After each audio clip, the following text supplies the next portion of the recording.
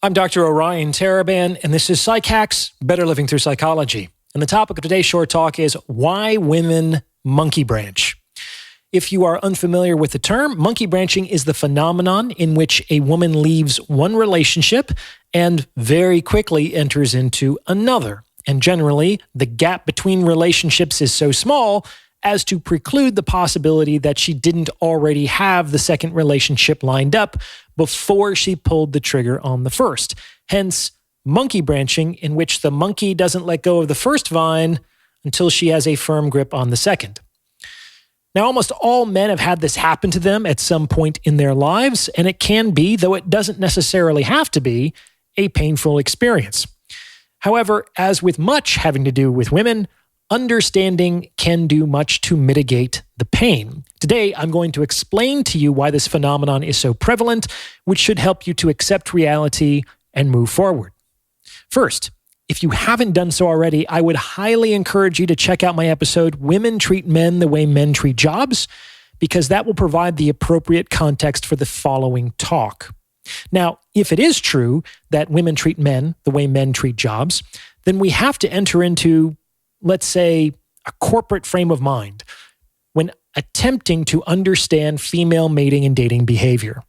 And if you've ever worked in the corporate world, you know that the biggest jumps in compensation that you're likely to receive over the course of your career don't occur when you're promoted within a company, but when you lateral to a different company. The same is true in dating, and there are many rational principles in play that conspire to create these incentives. Let's go through a few of them. When you're initially hired at a company, the process is usually protracted.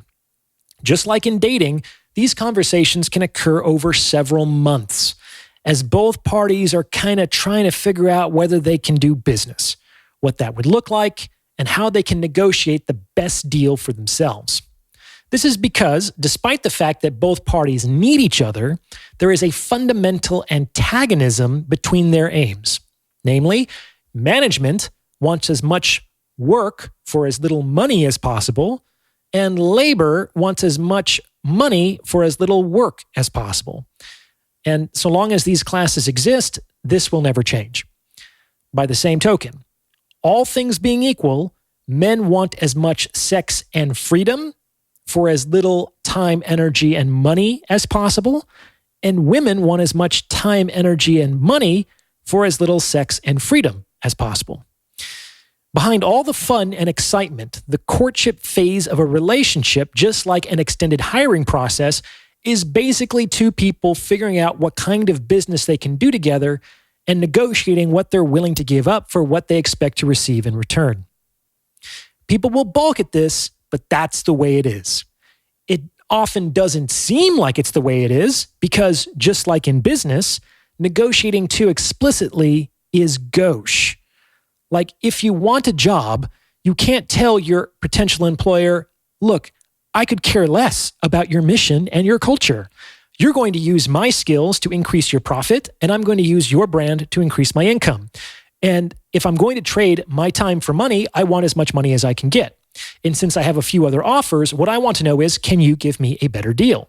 Because all things being equal, I'm going to go with the organization that pays me the most. You're going to come off as mercenary and sociopathic, but that doesn't necessarily mean that that is not the subtext of hiring negotiations.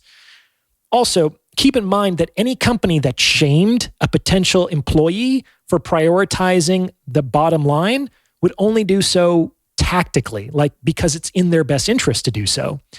As making employees believe that they should work for things other than money allows companies to functionally receive the same amount of labor for a smaller expenditure of money, which increases their profit. But yeah, I digress.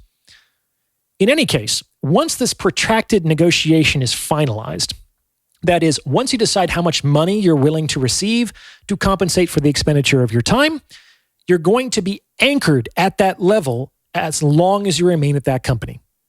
This means that it's going to be very, very hard to get a large raise at that company because all raises will be proportional increases from that negotiated price point. You could get 5% here, 10% there, but you won't ever double your money by remaining loyal. That will only occur if you successfully negotiate a different anchor at a new company. Big bumps in comp don't happen internally, they happen laterally. The same is true for relationships. Big bumps in title and lifestyle generally don't happen internally, they happen laterally. And on the occasions they do occur internally, they generally occur in order to retain someone who has received a better offer elsewhere and is willing to leave. Just keeping it real. Now, before I go any further, if you're liking what you're hearing, please consider sending this video to someone who might benefit from its message, because it's word-of-mouth referrals like this that really help to make the channel grow.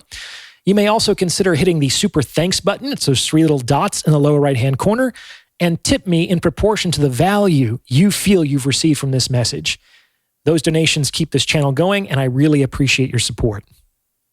Now, all this kind of begs the question, if the first company can buy an employee's labor for X dollars, why would some other company pay 1.5x dollars for the same labor?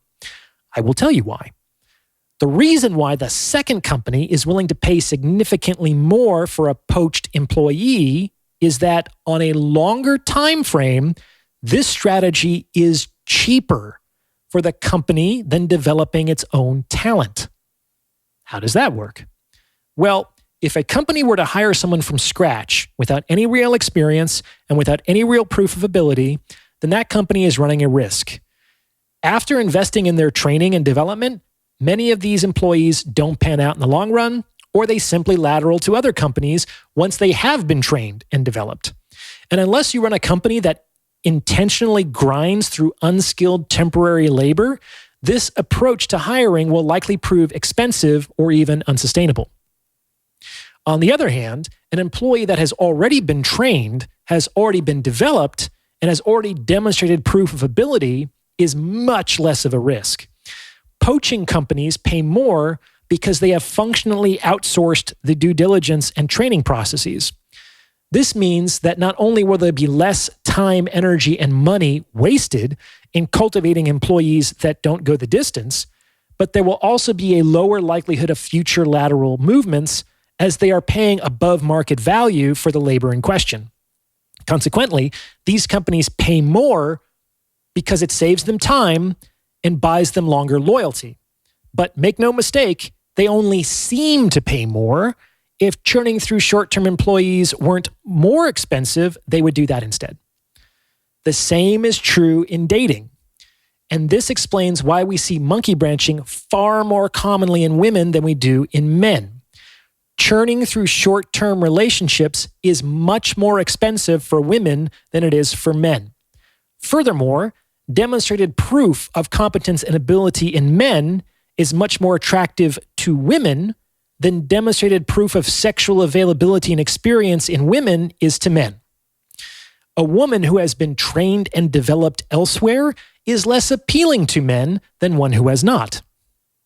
At this point, you might be saying, okay, Orion, well, all that makes sense, but why do women have to do this from within their current relationship? Why don't they have the integrity to break things off with the first man before they go looking for the second? I will explain this to you. This is because, just like in business, it would be incredibly stupid to quit your job before you have another opportunity lined up. And this is true for 2 reasons. First, it's stupid because you don't actually know how long you will remain unemployed. Because whether you are hired isn't up to you. So unless you are independently wealthy, you may not be able to float the employment gap if the market is inhospitable. And if you are independently wealthy, why are you looking for a job?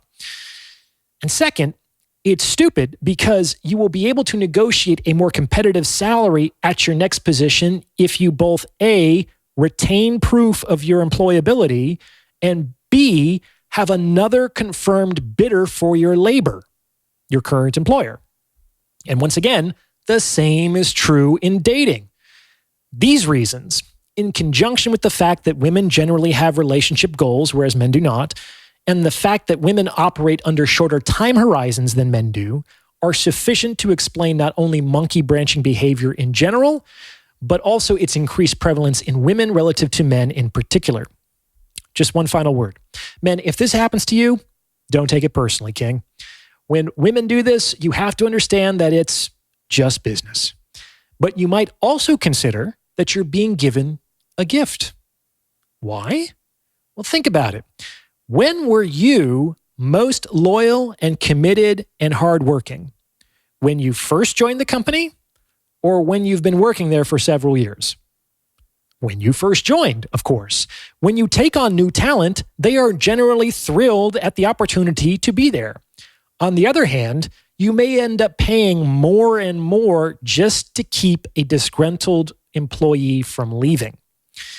People price themselves out of relationships all the time. Let the new guy overbid for your used merchandise. What do you think? Does this fit with your own experience? Let me know in the comments below. And if you've gotten this far, you might as well like this episode and subscribe to this channel. You can also consider becoming a channel member with perks like priority review of comments or booking a paid consultation. As always, thank you for listening.